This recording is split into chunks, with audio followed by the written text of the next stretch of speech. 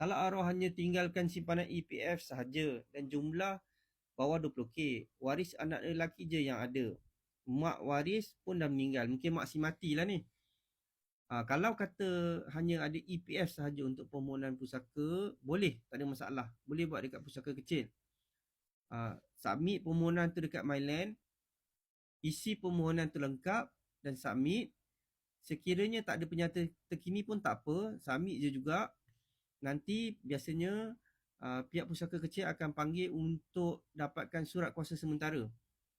Bila dah ada surat kuasa sementara tu, mohon dekat EPF penyata terkini, submit semula, dan kemudian pihak pusaka kecil akan buat perbicaraan penuh lah. Pada waktu tu akan panggil semua waris yang terlibat. Katakanlah ada 5 anak lelaki, akan panggil 5-5 lah. Yang pertama tu biasanya akan panggil hanya pemohon saja.